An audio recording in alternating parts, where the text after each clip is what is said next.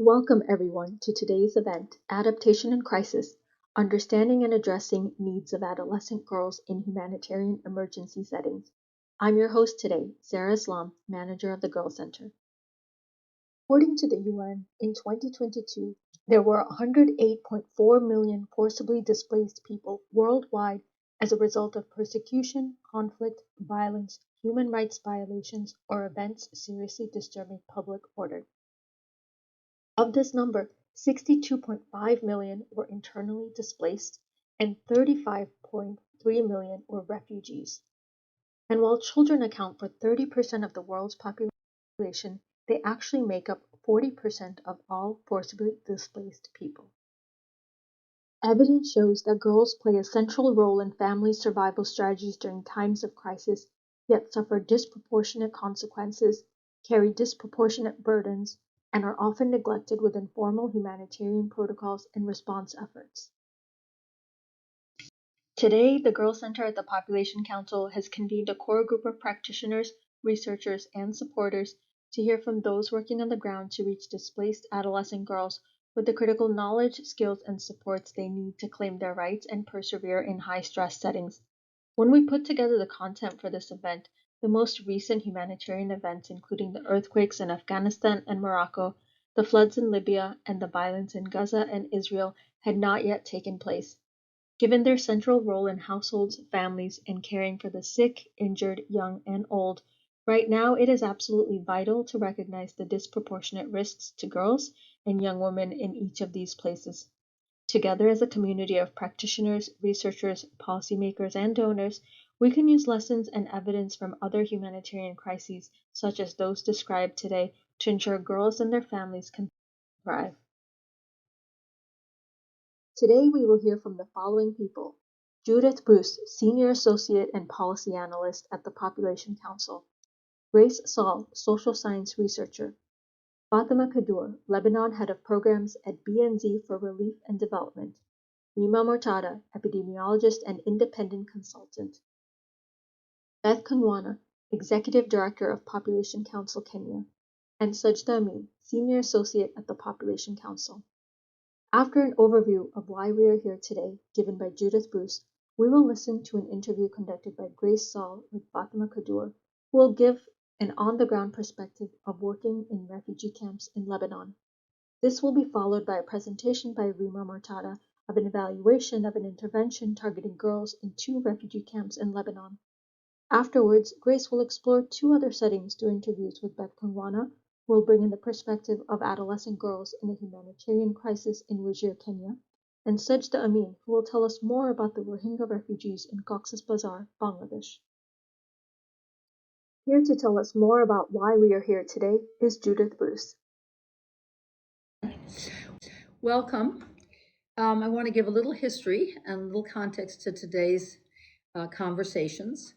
10 years ago, the Population Council and close partners like the Women's Refugee Commission, the International Rescue Committee, Mercy Corps Plan, Save the Children, Physicians for Human Rights, UNICEF, and UNFPA convened a meeting on girls in emergencies.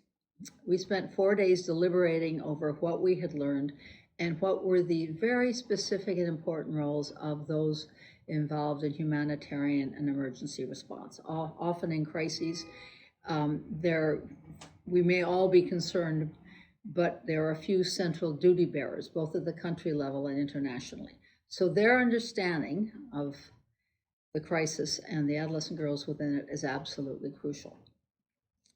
We convened this meeting in recognition and building on the work and development, which saw that the poorest girls in the poorest communities were already living in and managing a very complex emergency.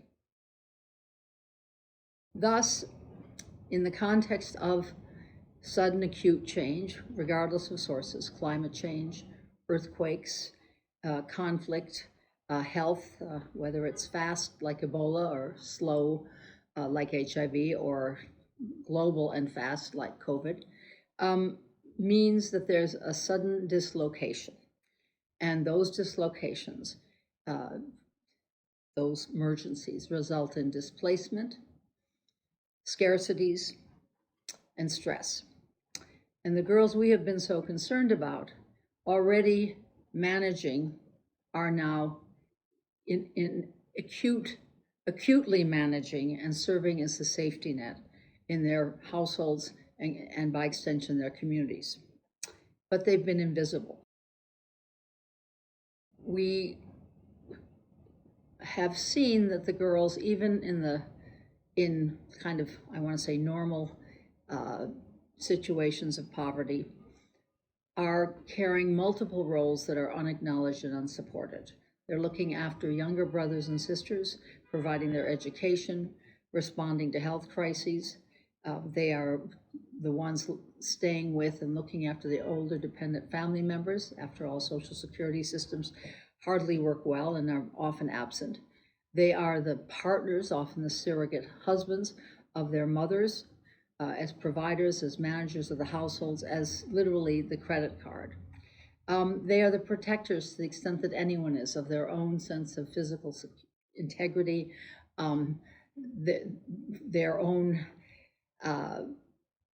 safety in livelihood situations, in schooling situations, and often unaware of their rights and unable to claim them. And with support, they can be amazing social responders.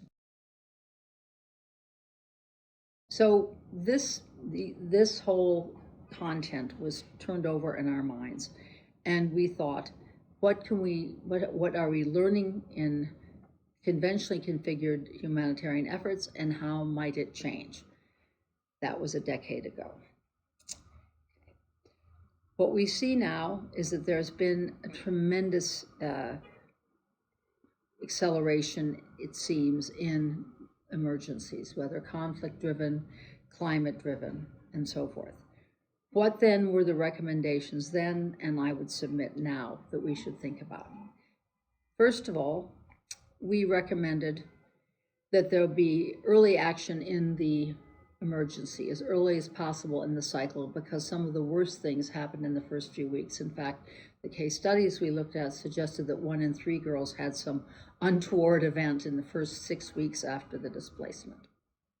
Secondly, that you act early in the life cycle of the girls, in very difficult in development actions, and certainly in humanitarian, to get attention to 2 groups who are always on people's lips as being of interest, but rarely get attention. Girls 10 to 14 who are out of school, and the youngest first-time marrieds and mothers. We also see that the operational frameworks of humanitarian organizations in general must, or at least have, fairly rigidly defined different content silos, so that livelihoods, for instance, would be very separate from health. And sexual violence was, in many cases, a very small topic. So that's one challenge. But another challenge was that certain high priorities for our populations, sexual and reproductive health, the prevention, mitigation, and treatment of sexual violence, have been lower, as other subject matters that seemingly more important were more at the top.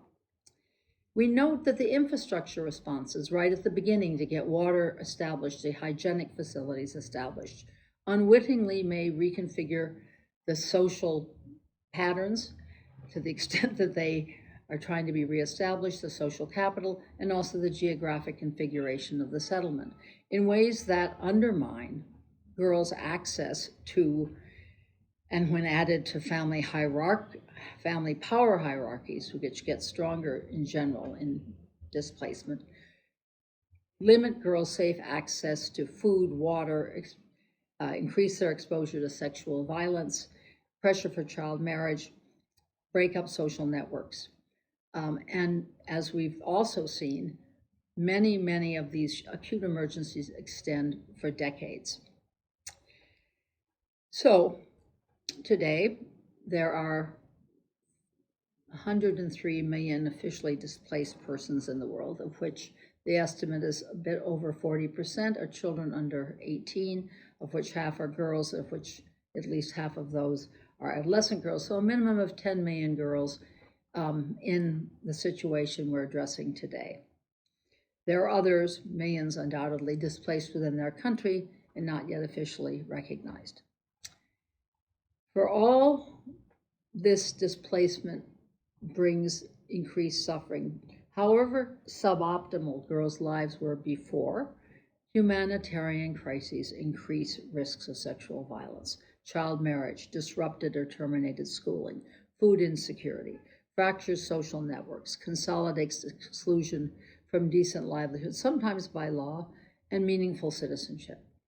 I would also say that it tends to reverse progressive trends. So attitudes within the family and community vis-a-vis adolescent girls, and not only what their protection looks like, but also what their rights look like, have been, I think, in most cases, seriously reversed. There's a big job ahead, therefore. So we're going to discuss 3 places where extremes of different kinds are being experienced. One of the most protracted displacements in the world is that of Wajir of the Somalis. One of the most densely populated resettlements, I think at this point, the most densely populated in Cox's Bazar, is the Rohingya, brutally dispelled from Myanmar. And Syria, the country, has officially 5.5 million refugees outside it and an unknown number inside it, which is the largest displacement globally. And there's another extreme. Many of them have settled in Lebanon.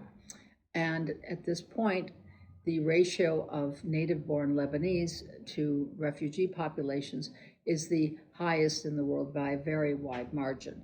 And Lebanon, as you all know, is not only struggling with multiple crises, including the blast and bankruptcy. So the tensions are very high.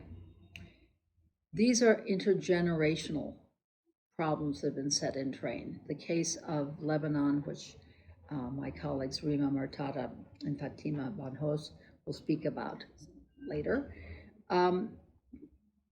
include the possibility that without support, the approximately 1.5 million Lebanese inside Lebanon, half of those are official, about 800,000, and the about 270,000 females of reproductive age.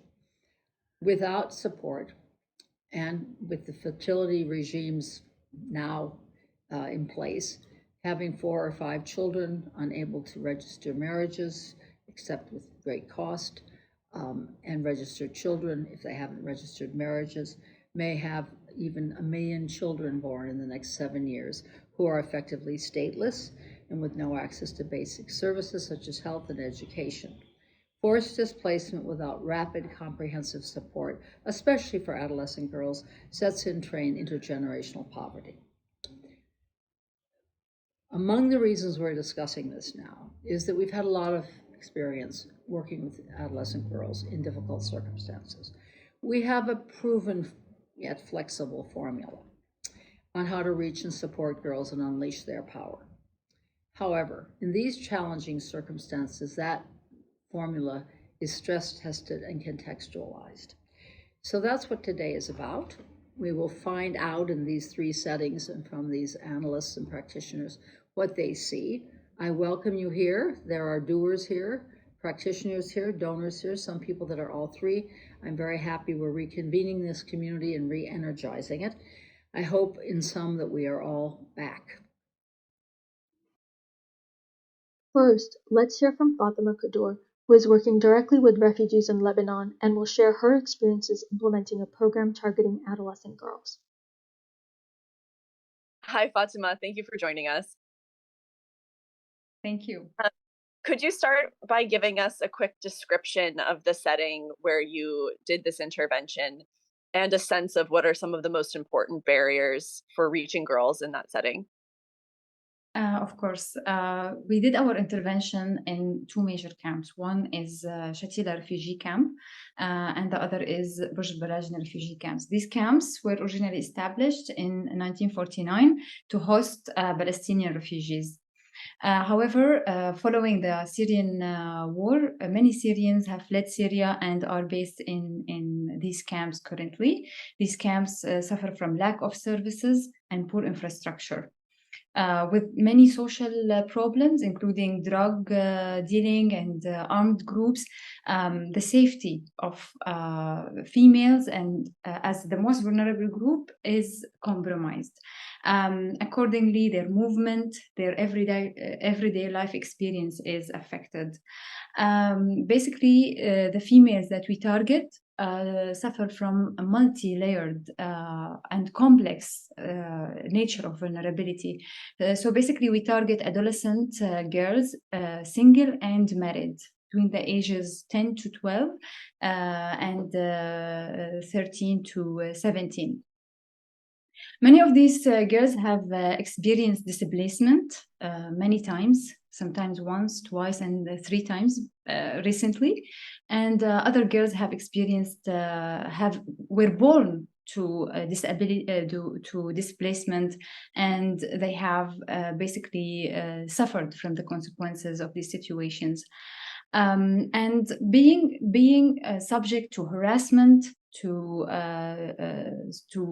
gender-based violence is an everyday experience for these girls, and many of them tend to adopt negative coping mechanisms, including isolation, to avoid basically judgment, to avoid reliving the trauma that they have experienced throughout their life journey. The economic situation also makes access for these girls more difficult, as families tend to avoid sending their girls to schools to avoid costs related to education, or they would resort to a more extreme coping mechanisms, including to get these young girls married, to basically give them a more dignified life in their own mindset, or they would basically avoid the costs related to their everyday life. While these girls, are basically brought up in these contexts, at many times they are basically living within situations when they don't have opportunities to interact with the social context they are within. Basically peers or people who have experienced similar experiences.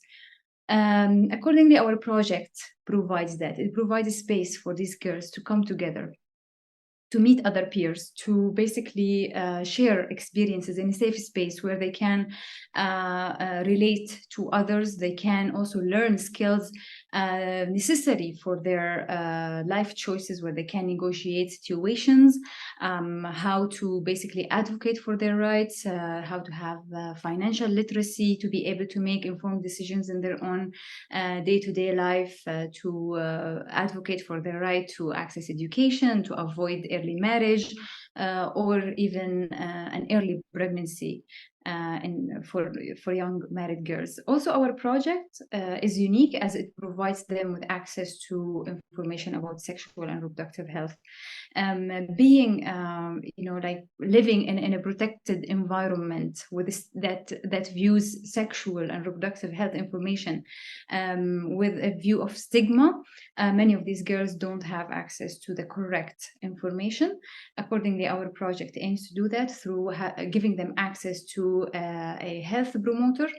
The health promoter conducts sessions in persons with the girls where they are introduced to puberty, the changes that their bodies go through, or basically to for married girls, it introduces them to topics related to sexual health, the use of contraceptives, etc. So all this provided an environment for girls that they were deprived from, which is attention, as many of the humanitarian services and development services are focused either on the younger ages as children or on adults. However, adolescent girls are usually underserved and overlooked. Accordingly, this intervention is very relevant to the need of this exact group. Thank you so much for that information. I wonder through this experience that you've had, where you think that future investments should be directed. What have you found is most impactful, and what would you like to see moving forward? Interestingly, as I have highlighted before, providing adolescent girls, young and married, in addition to what we call gatekeepers, the mothers and the mother-in-laws or boys, to access to correct information about sexual and reproductive health, has been one of the most important aspects of this project. And we have noticed that even the interest and the need of the target group is very high.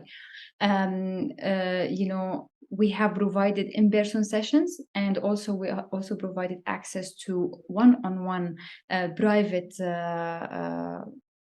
online sessions where they were able to ask questions that are, that they would not be comfortable to ask maybe in a more of a group settings. And we have noticed that, many of them wanted to learn. They had so many questions and they had a lot of concerns. And having this service was very relevant for them, especially with the lack of services in the camp. Accordingly, we were even, trying to expand the service in order to create maybe a helpline where people can call and inquire. As we noticed that many of them even referred their peers in the community, their friends, their neighbors, to contact us, to ask us questions. So we wanted to make this service available in the future with enough resources if possible. We are also looking into investing more into in community in empowering community structures. So the project includes the training of community mentors, where we select a group of young women and we train them on mentorship skills, and they conduct the sessions directly with the girls. These mentors have had experience similar to these girls in the community. They can relate to, they share the same values and concerns. Accordingly, the girls would, have showed a lot of, comfort, and they felt that they were related and they were able to convey their concerns to these mentors, and they can learn from them. So we are viewing our intervention in the light of investment in these mentors, and also empower them to give them the leadership role they are supposed to lead, including basically providing them with the necessary skills to view themselves in that light. We are also looking into preparing the young girls to start engaging of more leadership roles, to support the mentors, to learn how to be leaders, and then hopefully they would become mentors themselves as they grow to the role.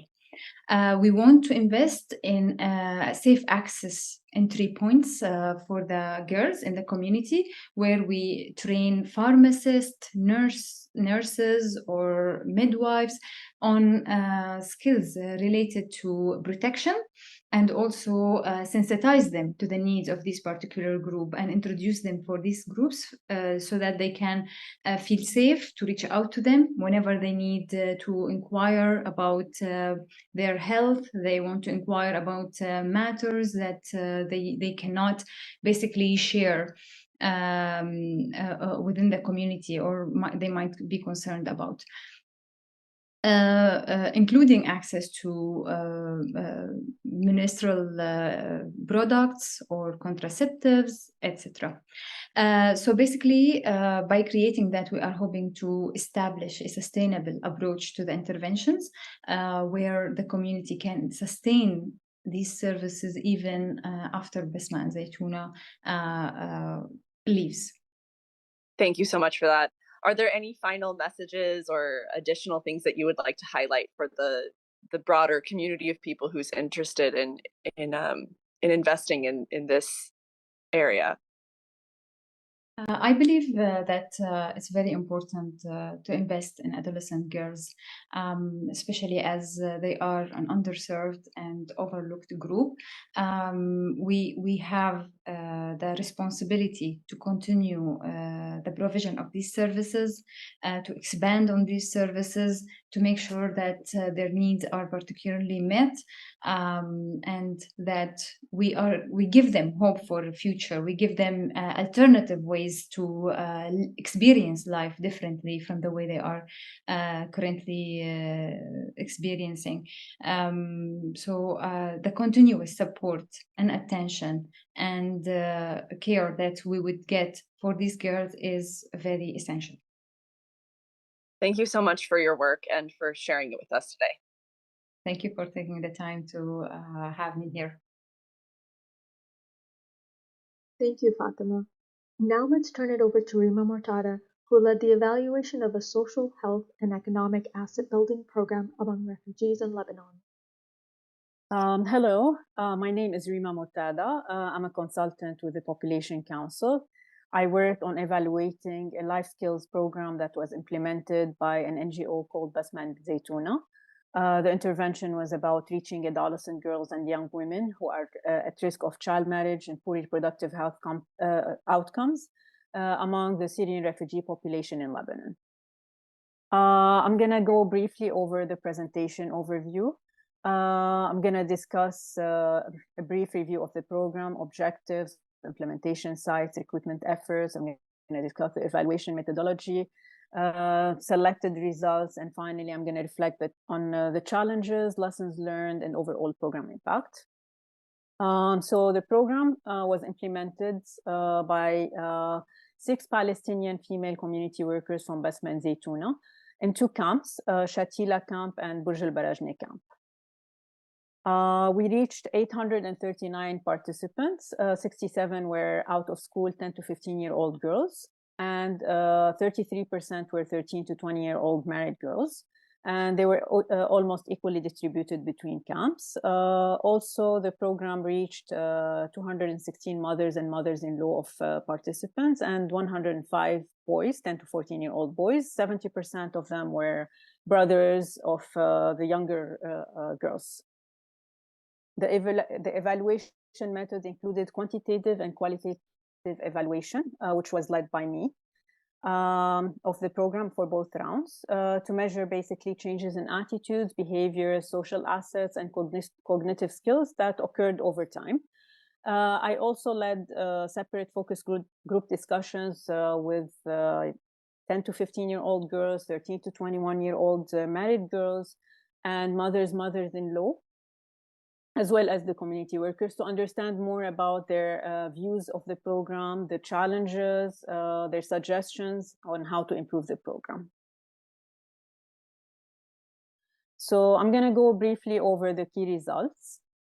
You can see from this slide, from both quantitative and qualitative results, that the proportion of girls who were able to feel who were able to focus on their aims and accomplish their goals increased considerably.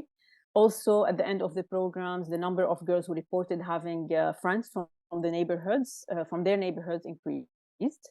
The qualitative quotes show that girls, at the end of the programs, girls had a stronger personality. They were more assertive. They were able to discuss things with their family, and this was viewed very positively by both participants and their families.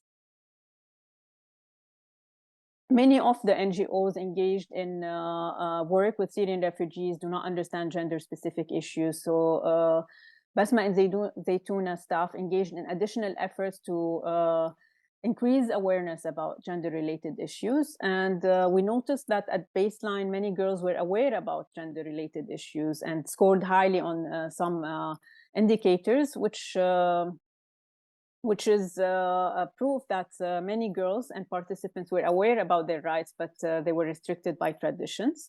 So the slide here shows considerable improvement in some of the indicators. For example, the proportion of girls who believe that males are better than females in managing money decreased from 49% to 11%. Also, many girls reported being happy about the sessions that discussed gender equality, gender roles, and the equality between males and females, and they discussed how this benefited them in their daily life. For example, one of the girls discussed that she was being too shy to assist her father, who opened a sandwich shop. But after the session, she was encouraged and she started assisting her father. And there were many other similar examples. What was surprising to us that mothers and mothers-in-law, as well as other participants, reported that they were no longer being scared to go out alone. And mothers-in-law were particularly happy about this. Their daughters were able to go out alone without being scared of men and boys in the community. Back in Syria, this was not common for girls to go out alone. But obviously, after moving to Lebanon, they had to adapt, and girls were forced to go out and run errands. And clearly, mothers were happy about their daughters being able to go out alone without being scared.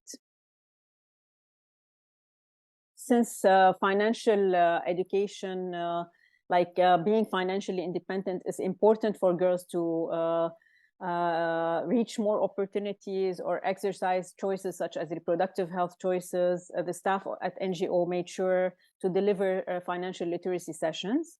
And it was obvious from both quantitative and qualitative results that there were considerable improvements in the knowledge of financial issues, and girls' knowledge of financial issues. What was notable, that many girls started saving money for emergencies or for a specific goal.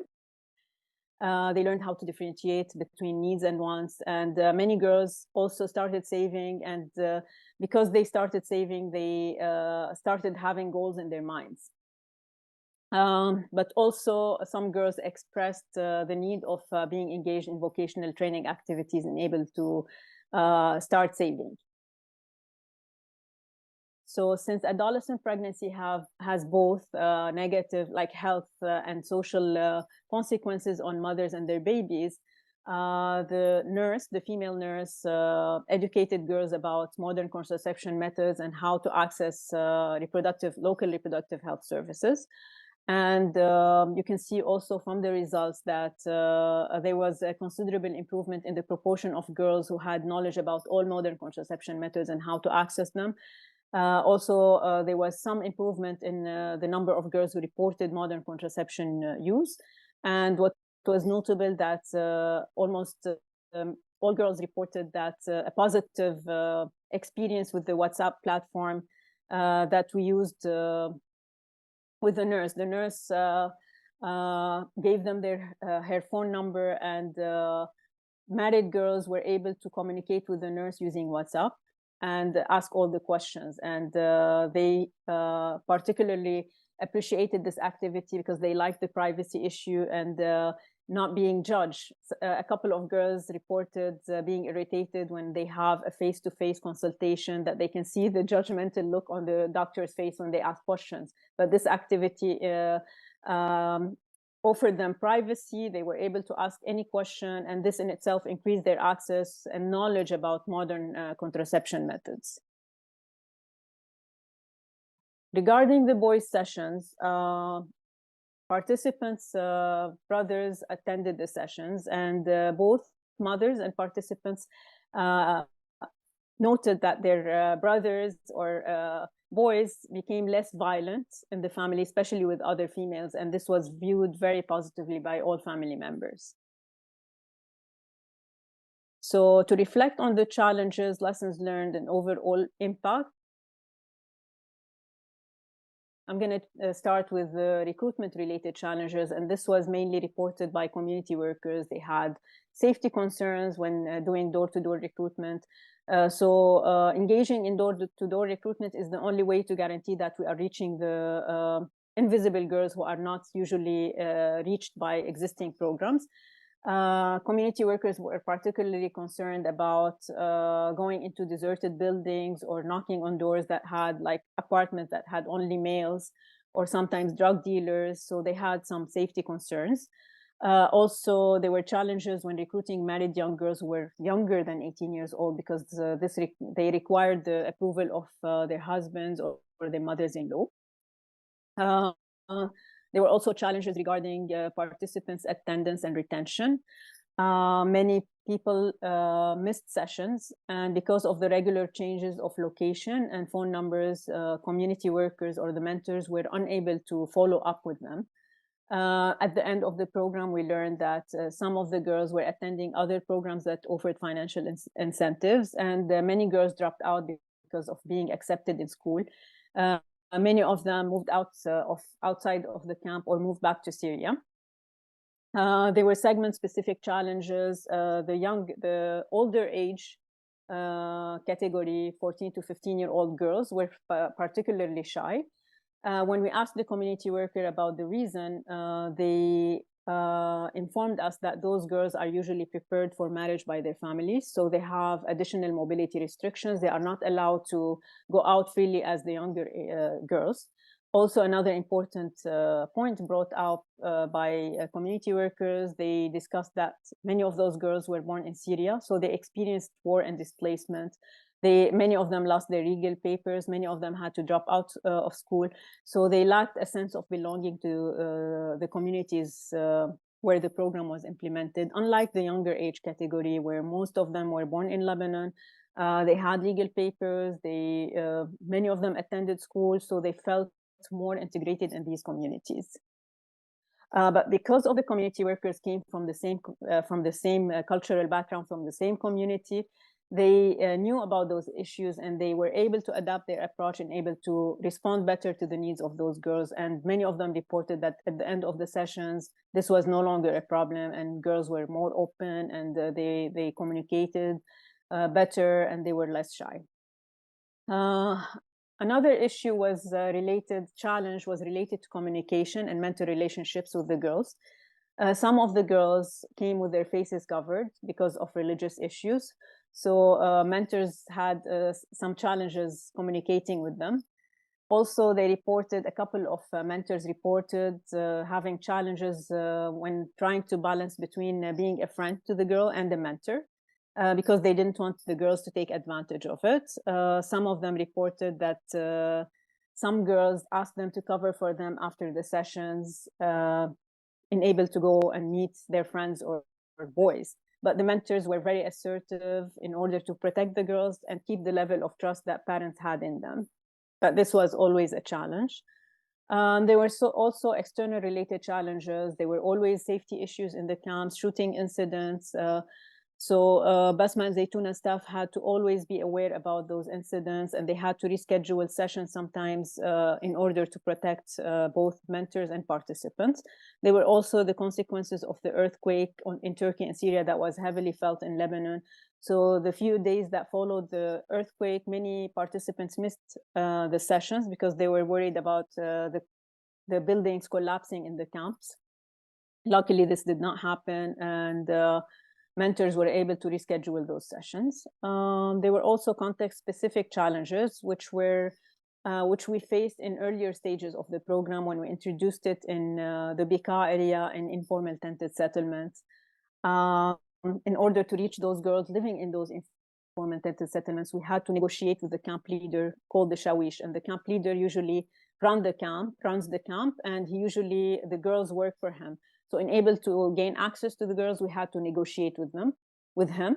But this raised ethical concerns because in a way we felt that we are reinforcing his role, but it was the only way to reach those girls at the time.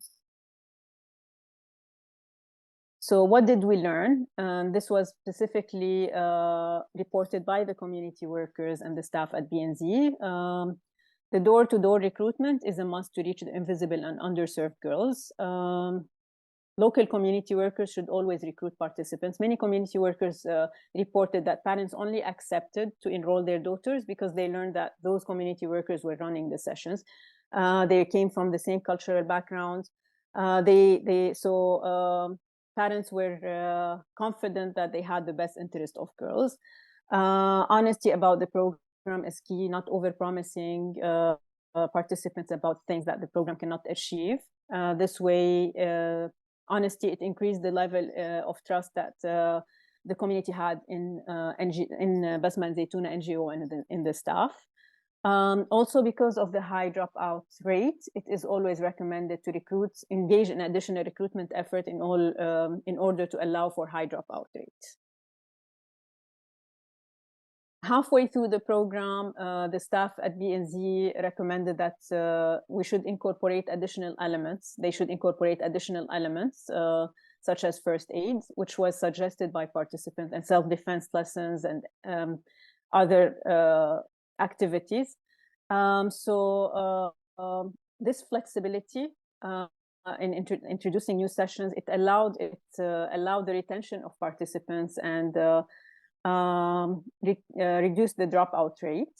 Also, when I did the focus group discussions at the end of each round, many participants suggested or expressed their willingness to be engaged in vocational training activities and as well as literacy sessions. So many of them learned how to save money, but they did not have any money to save, and they wanted to be engaged in these activities. So in the upcoming rounds of the program, BNZ will try to, they expressed that they will try to connect girls with such activities, or maybe introduce such activities themselves. Also, married girls suggested learning about self-defense. Although they were no longer intimidated about going out alone, they wanted to be able to defend themselves if they are attacked by men in the community. So we think this is very important, and you know, this was suggested by participants, so it is an idea for future cycles of the program. We also, although we noticed a lot of improvement in reproductive access to reproductive health services, we, the staff at Basma and Zaytuna, also engaged in discussions, and we thought about additional efforts that could increase married women's access to reproductive health services. For example, connecting them to local pharmacies, going to them to those pharmacies, connecting them to female local pharmacists, as many of them are shy to communicate with the male pharmacist. Also educating those young women about NGOs or health centers that offer modern contraception for free, because there are some of them in the camp. So finally, to discuss the program impact, although we cannot measure how this program influenced the rate of child marriage in such a short period, it is obvious that the program influenced areas that has the potential to reduce child marriage and adolescent pregnancy. So in this figure, I'm going to go over it very briefly and discuss a couple of examples. We listed the main drivers of child marriage and how program outcomes in black and outcomes suggested or skills suggested by participants in red, how they can address those drivers. So, for example, one of the drivers of child marriage is poverty and economic factors. Many families, especially in these dire economic conditions in Lebanon, view their daughters as a burden.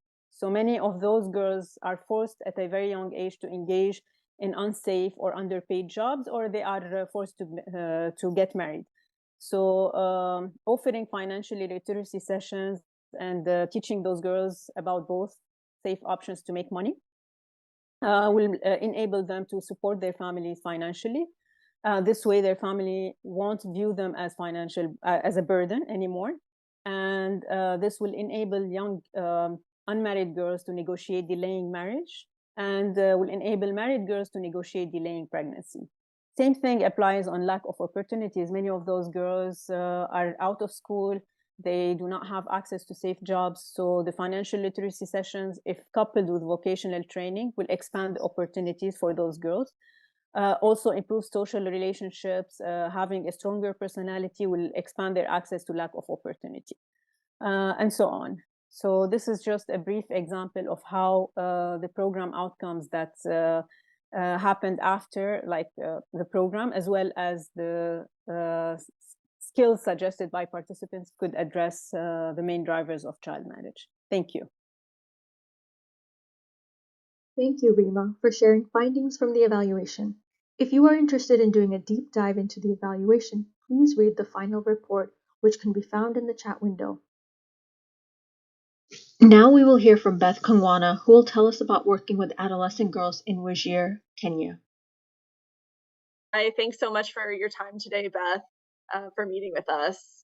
To start us off, I'd like to just ask if you could describe the context a little bit of the intervention that you were involved with in northern Kenya and Wajir, and a little bit about the intervention as well. Sure. So thank you so much, Grace. So I have been working with a project called the Adolescent Girls Initiative Kenya, or AGIC. And this was a study that evaluated the long-term impacts of a multisectoral intervention. And it targeted girls, adolescent girls who were aged 11 to 15. So one of the study sites that we were working in is Wajir County. The intervention was also implemented in Kibera, which is an informal settlement in Nairobi.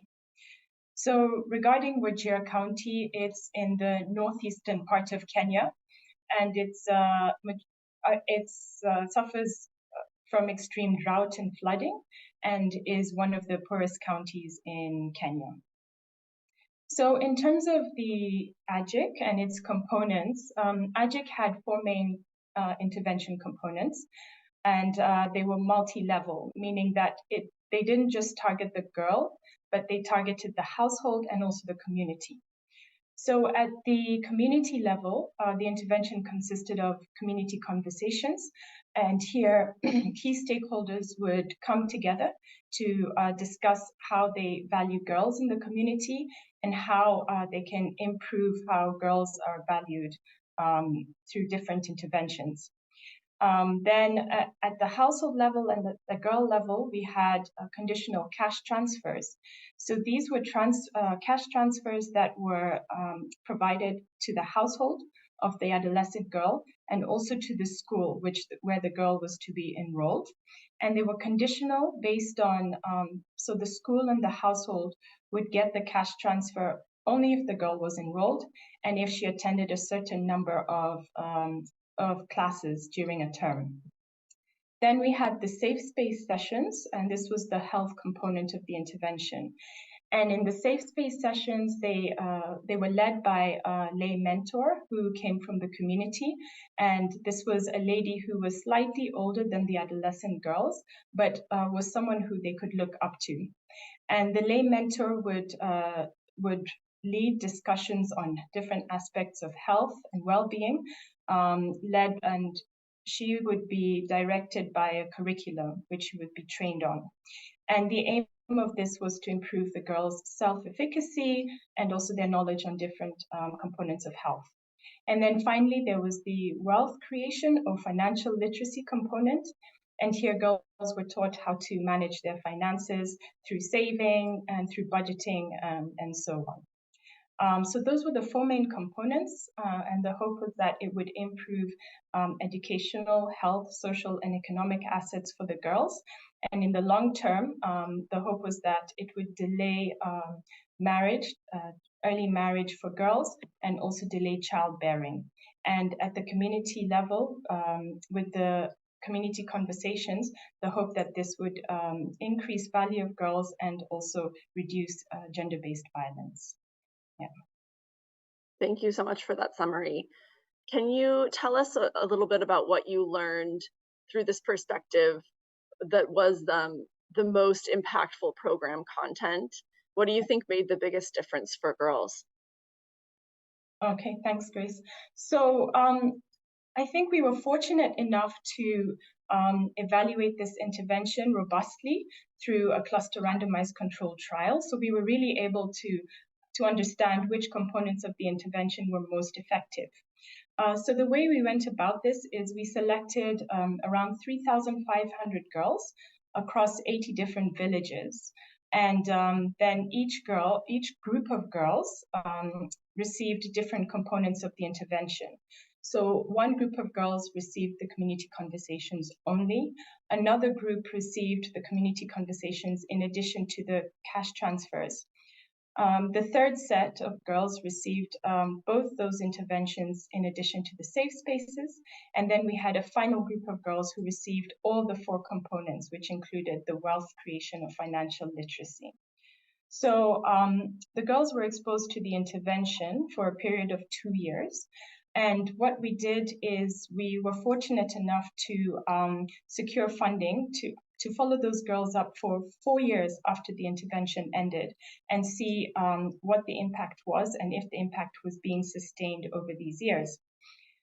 So we were amazed by the results. I think what they showed was that specifically for girls who were out of school and received any form of the conditional cash transfers, these girls were 2/3 less likely to be married and 2/3 less likely to have had their first child.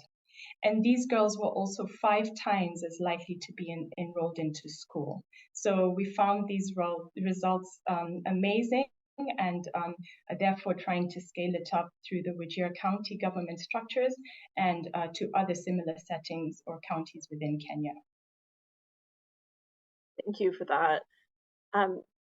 Looking forward, as you're talking about scaling up, I wonder what are the greatest challenges that you anticipate, particularly working in a setting like this? So what I can say is that as we scale up this intervention across different counties, what the results indicate is we're likely to see significant increases in school enrollment of girls and decreases in child marriage and early pregnancy, which is great. But there's some challenges that we anticipate and need to keep an eye out for. The first is quality of education. So it's great that we're getting these girls into schools, but what is the quality of education that they're receiving once they get into the educational system? And in places like Wajir, they tend to suffer from low numbers of teachers. And one of the reasons for that is because of terrorism. So there's a lot of insecurity in counties like Wajir and teachers therefore do not feel secure being in these areas. So one component is how can we increase the numbers of teachers in these communities to improve quality of education. The second is ensuring transition of girls. So the intervention was able to get girls back into primary school, but how can we ensure that they are then able to transition into secondary school and higher education, keeping in mind that this is only a 2-year intervention? Yes. The third one is economic opportunities. So as the girls transition out of the educational system, are they able to utilize the education that they've gained to then become economically independent? That we don't know yet. So some of the questions we want to ask is, are the girls receiving the right type of education to be able to either go into self-employment or to become employed so that they become economically active? And then the last one is, it's great that these girls are getting into school and, as time progresses, we're hoping to see gender parity in the educational system in places like Wajir County where girls have been left behind. But over time, we will hopefully see this gender parity being reached. And once we get there, I think it's just ensuring that the next intervention that is then implemented focuses not just on the girl, but also on the boy, so that there's inclusivity and both boys and girls are moving forward together and the boy child does not get left behind. So those are the 4 main challenges that we anticipate. Thank you for that. Is there anything else that you would like to highlight or share with the community of people who are interested in reaching adolescent girls in humanitarian contexts? Just to say that, yes, so maybe as a takeaway, so moving forward from this just being a study, we've been working with Wajir County to see how we can integrate this into the county government systems so that it can be sustainable. And we've been able to pilot it at the county level. And the results have been sustained and are similar to what we've seen in the cluster randomized control trial. And we've been fortunate enough to have to integrate the community health volunteers who are now called community health promoters in Kenya, to then work as mentors in delivering the safe space sessions. And we've been able to train them, and they have been able to deliver the health curriculum to the level that we expect. So I think there's a lot of opportunity here to start integrating this into different counties, and so that all girls can receive the benefits of this intervention. Thank you so much. Thanks for your time. We appreciate you sharing. Thank you so much, Grace. Bye. Thank you, Beth. Finally, let's hear from Sajda Amin about girls in Rohingya refugee camps in Cox's Bazar, Bangladesh.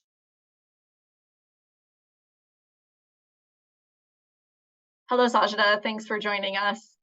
I'd like us to start out just with a little bit of context. Could you talk a little bit about the setting and your involvement, whether it was an intervention or research, and what that looked like in Bangladesh?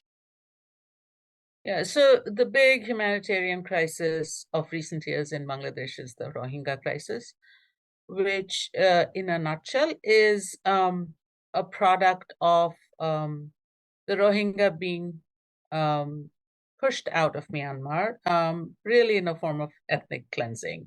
The Rohingya are Muslims, the majority of Myanmaris are not, and they have a different language, etc. So in August of 1970, this crisis has been protracted. Rohingyas have been coming to Bangladesh over the last 50 years. But in August of 2017, there was a big push against them. And when we were in the camps soon after that, there were over 1 million Rohingya in Bangladesh.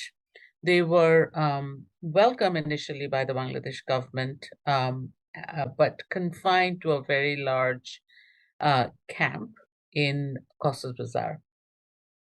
And we went in there kind of because of our experience working with adolescent girls in vulnerable areas, but also because we wanted to see what could be done about it, to know more about this population.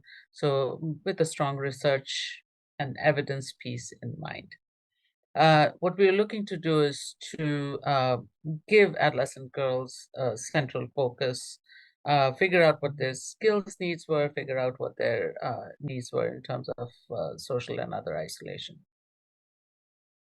Can you tell us a little bit more about what you learned concerning how best to serve adolescent girls in this context, and what your strategic entry point was for initiating this work? So one of the main things we learned about the Rohingya camps was that there are multiple layers of isolation of the Rohingya themselves. They're confined to the camps. Within camps, they're confined to smaller structures of their own areas, and your provisioning of any kind of resource has to be within those small sub-camps, if you may. And then longer-term structural restrictions on girls, which is familiar to anyone who works with girls. Girls' mobility is severely restricted because of concerns about their safety and security. And in the Rohingya camps, it's extra strong because of a long history of sexual abuse and exploitation of Rohingya during their Burmese period, the Myanmar period. The strategic entry point that we thought worked best is exemplified by one of our partners' work in the camps. They had an established program for working with early childhood education, and the way they accessed adolescents after different trials was to work with adolescent parents of these children, and specifically to work in providing livelihoods kinds of skills training.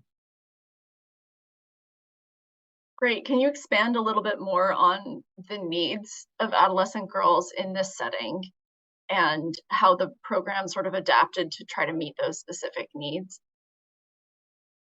So the situation of the Rohingya and any refugee is that they're not allowed to work in that context. So livelihoods is a big issue. It's a big issue in any poor situation, but it's particularly because it's illegal to work.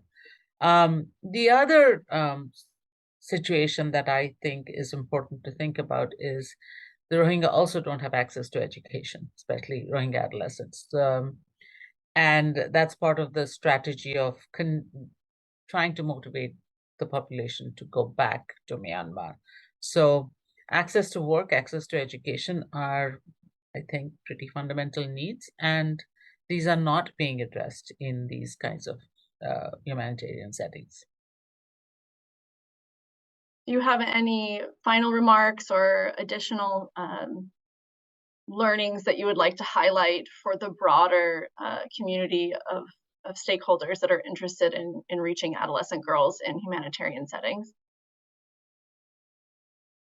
I think you have to meet them where they are.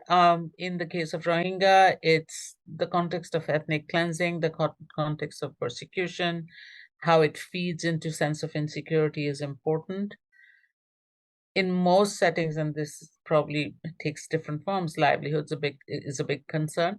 And I think the solutions should probably lie in education. And so greater emphasis on providing skills education should really be emphasized. Thank you so much for sharing these insights with us. Thank you.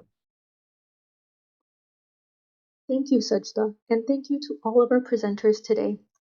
It's clear there are many challenges when crafting evidence-based programs to lay the foundations of improved physical and community security, social participation, reproductive health, choice in marriage and childbearing, psychological well-being, and livelihoods engagement in dynamic and often regressive humanitarian settings.